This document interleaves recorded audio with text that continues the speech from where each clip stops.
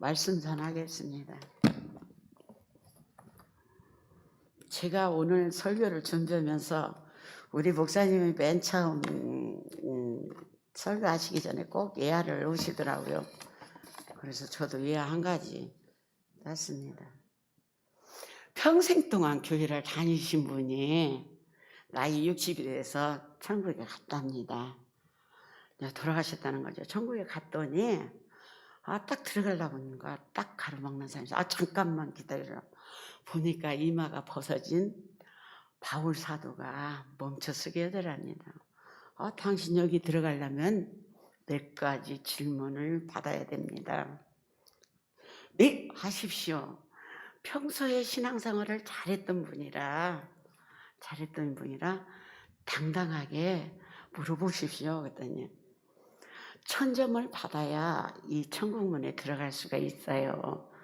네, 말씀하십시오. 네. 그럼 얘기 한번 해보십시오. 네. 예, 저는 신앙생활을 20년 동안 열심히 잘했답니다. 그랬더니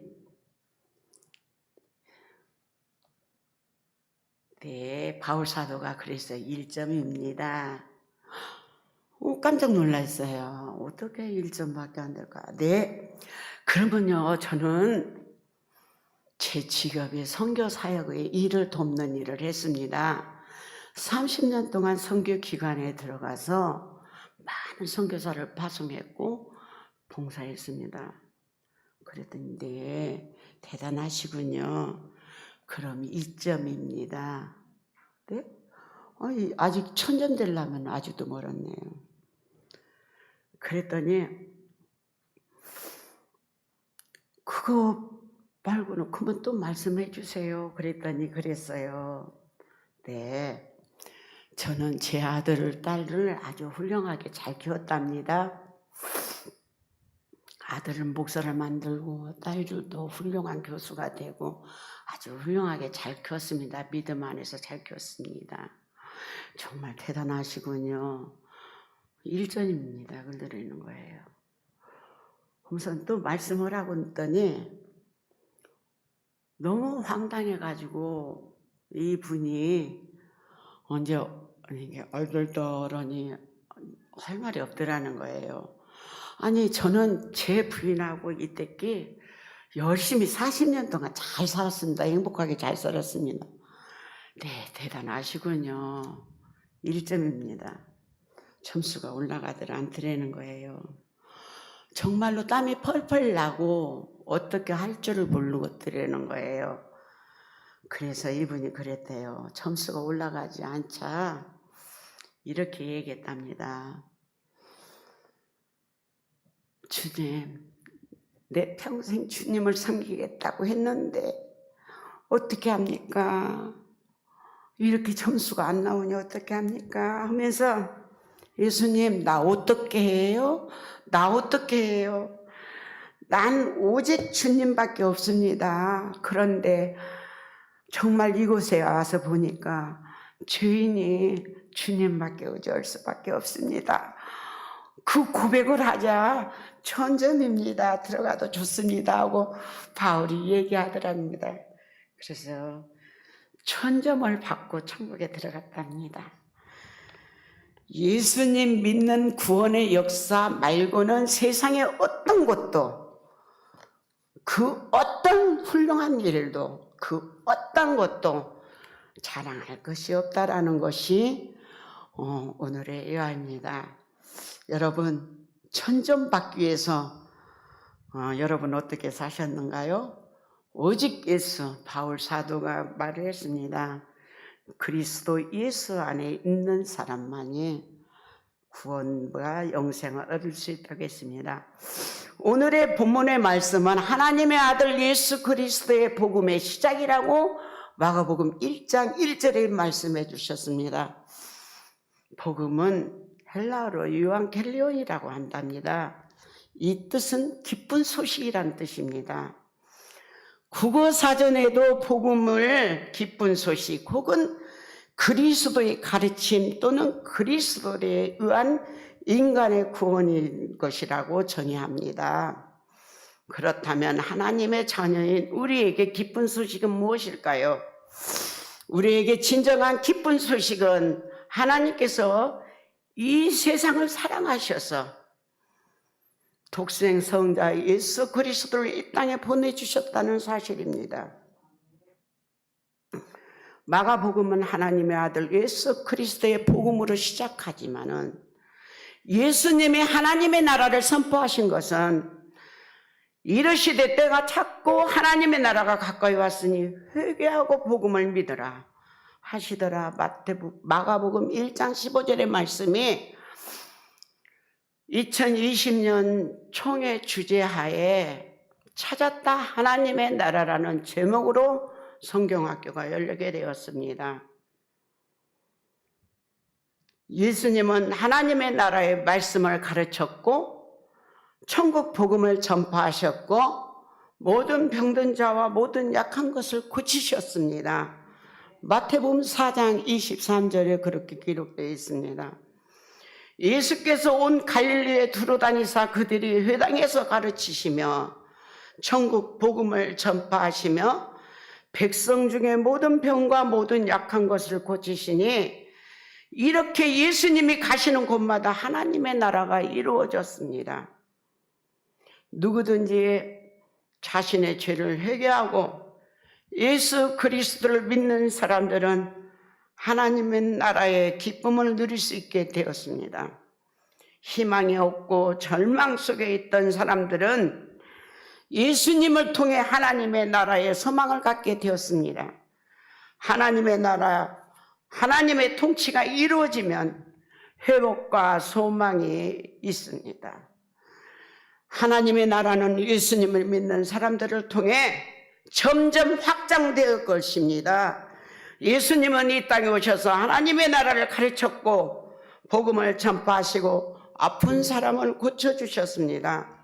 예수님이 가시는 곳마다 하나님의 나라가 이루어졌습니다. 예수님이 함께 하시는 하나님의 나라는 회복이 있고 소망이 가득합니다. 찾았다 하나님의 나라는 유치고만 있는 것이 아니라 오늘날 우리에게도 있어야 합니다. 백성은 변화된 삶입니다. 내 주위의 사람들에게 평강, 화평한 사람이 있는가 하면 아니면 분열을 주고 있는가 내 주위를 한번 살펴보시기 바랍니다. 하나님의 나라 백성이라면은 내 주위에 있는 사람이 나로 인해서 평화를 맛보고 기쁨을 맛보는 사람일 때 그 사람은 진정한 하나님의 나라의 백성이요 정말로 찾은 하나님의 백성이며 하나님의 나라의 사람일 것입니다. 나는 어떠한 사람입니까? 나는 복음의 사람일까요? 아니면 나는 비난의 바리새인들과 같이 비난의 사람일까요? 예수님의 말씀을 전할 때 바리새인들은 어떻게 하면 저 비방거리를 잡을까 하고 예수님을 올무놓아 걸리게 하려고 했던 사람들입니다. 여러분 정말 그랬습니다. 아까 예화에서 말했듯이 신앙생활 60년, 40년, 50년, 100년을 살았다 할지라도 그 사람 마음속에 하나님의 나라가 없다면은 정말로 어떻게 될까요? 정말 슬픈 일이 아닐까요? 우리 신앙생활 할 때 우리의 말 한마디에 얼마나 형제를 실족게 하는 일이 있는지 한번 이 시간 내 자신을 돌아보시기 바랍니다.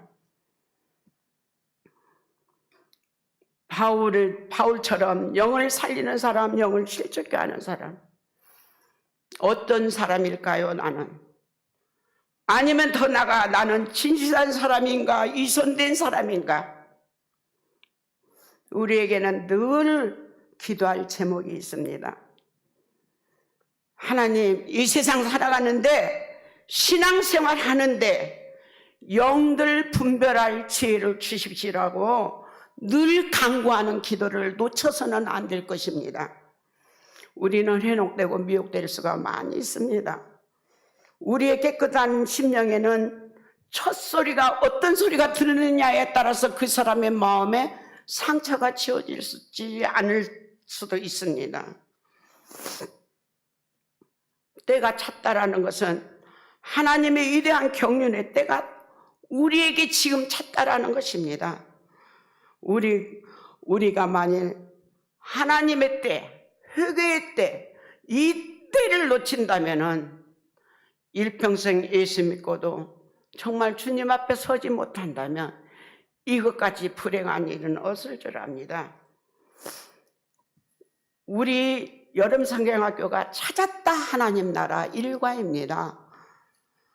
찾았다 하나님의 나라의 백성은 이 세상을 세름이와 이름이로 나눴습니다.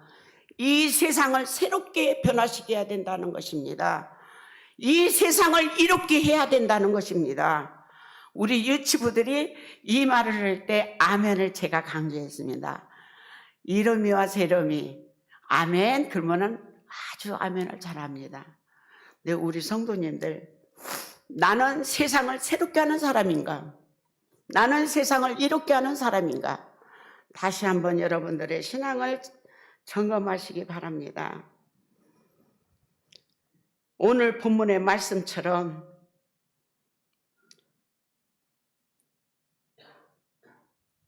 때가 찼고 하나님의 나라가 왔으니 회개하고 복음을 믿으라라고 했던 것처럼 우리가 이 시간 회개하고 복음을 믿는 자들이 하나님의 주는 선물입니다. 예수만 믿으면 작년 이때쯤에 설교를 했습니다. 하나님이 세상을 이처럼 사랑하사 독생자를 주셨으니 독생성자 이 땅에 보내주신 것은 하나님의 나라를 이루기 위해서 이 땅에 보내주셨다는 사실입니다. 이 예수님이 이 땅에 오시지 않았다면 하나님의 나라가 오지 않았습니다.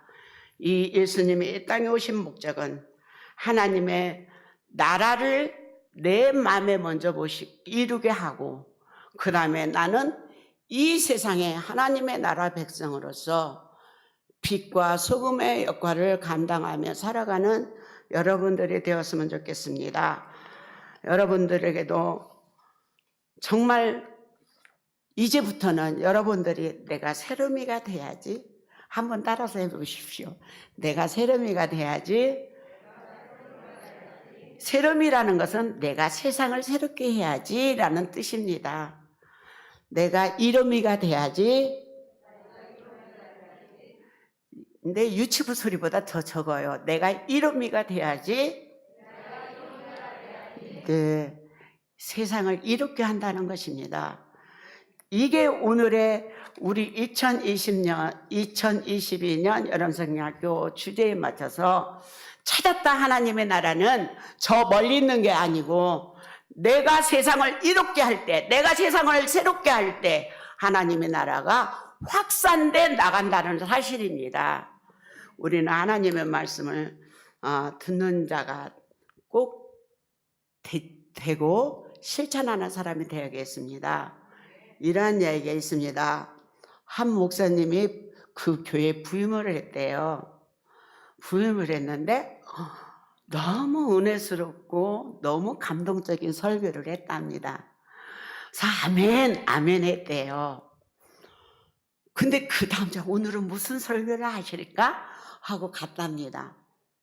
그런데 이상하게 지난 주일에 했던 설교를 또 드리는 거예요. 저 목사님 이상해. 왜 그럴까? 그래서 첫날은, 첫 주일은 아멘, 아멘 했는데 두 번째 주일은 아멘, 아멘 보고 말았대요. 근데 세 번째 주일이 됐답니다. 이제는 지난 주일에 연거푸 했으니까 이제는 새로운 설교 하시겠지. 그리고 이제 교인들이 기대에 부풀어 갔답니다. 갔는데 또 설교를 첫 주일에 부임하신 첫 주일에 했던 설교를 또 하시더랍니다. 그러니까 이게 뭐야? 왜 그래? 다 성도들이 눈들이 다 이상해 들어가고 나가면서 참 이상하네. 지난번에 했던 설교 목사님 어떻게 된 거 아니야? 그런데 한 성도가 용감하게 목사님한테 찾아갔답니다. 목사님 좀 뭔가 잘못된 거 아니에요? 왜요? 목사님 첫날 오셔가지고 설교 이설교 했잖아요. 네. 두 번째 주일에 이설교 했잖아요. 네. 오늘 세 번째 주일 또 이설교 했잖아요. 네. 목사님 아세요? 네. 왜 똑같은 설교를 세 번이나 하십니까? 그러니까 목사님께서 그러더래요. 첫 번째 설교할 때 기대를 걸었습니다. 실천할 줄 알고요. 아멘 하시길래 성도들이 실천하겠구나 하고 생각을 했습니다. 그런데 제가 보니까 아무도 말씀이 실천하지 않더라고요. 내 설교가 잘못됐구나. 다시 해야겠다. 그리고 다시 했습니다. 그랬더니 또 실천을 않더라고요. 그래서 세 번째 또 했습니다. 왜 했겠습니까? 듣고 실천하지 않으면 실천할 때까지 하려고 제가 계속 할 것입니다. 그랬답니다. 여러분, 하나님의 말씀은 나로 통해서 옆에 사람이 행복해하면 이로운 사람일 것이고, 그 다음에 옆에 사람을 새롭게 변화시킬 것입니다. 유치부들도 뭔가 달라지기 위해서 찬양으로 열심히 준비하고 우리 선생님들이 이제 보고를 드리겠습니다. 구두로 보고 드리겠습니다. 동로에는 유치부가 없어요. 그래서 저희 교회하고 번암교회하고 진안 무주만 있는데 확실한 숫자는 모르겠습니다. 저희들이 35명이 안내문 4차에 걸려서 내보내고 2차에 안내문 접수를 받아서 35명 접수됐습니다. 그리고 나머지 이제 최 장로님 아기가 그 다음 주에 와서 36명이 됐죠. 네, 우리 선생님들이 율동 강사를 부르면은 서울서 오시기 때문에 대전까지 모시러 가야 되고 그 경비가 만만치 않고요. 그래요. 그래서 제가 운 좋게 지도자 교육에 갔는데 거기서 연신교회 목사님이 이순창 목사님이에요.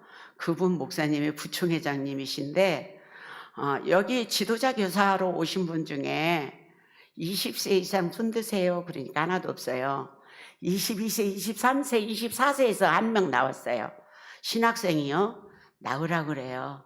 그러더니 제가 준비했습니다 하고 봉투를 딱 줘요. 그러는데 나중에는 여기에 내가 나이가 제일 많다고 생각되신 분 손 한번 드십시오. 그러니까 누가 손을 안 들어요. 그러는데 그 앞에서 저 앞에서 목사님 한 분이 여기 69세요. 여기 70세예요. 그랬어요. 제가. 그랬더니 70세 나오라고. 그래요. 그래서 나갔어요. 거금 10만 원을 받았어요. 그것 갖고 찬양율동 그걸 사갖고 왔어요. 잘했죠? 그래서 이렇게 상도 타고 내년에 또 오십시오. 이렇게 얘기하면서 봉투를 주시더라고요. 그러는데 우리 김영하 선생님, 앞에 율동하신 한슬기 선생님, 한아름 선생님, 이지희 선생님, 이분들이 USB로 율동을 배웠습니다. 강사 없이 율동 찬양을 다 배웠습니다. 그리고 설교 중에 아까도 보고 중에도 말씀드렸듯이 우리 선생님들이 한마음 한뜻이 다 되었습니다. 그래서 아주 은혜롭게 즐겁게 계획표대로 빠트림 없이 하나님이 도와주셨죠. 잘 진행했습니다. 이 모든 것은 성도님들의 기도가 있었기 때문에 이렇게 된 줄 압니다.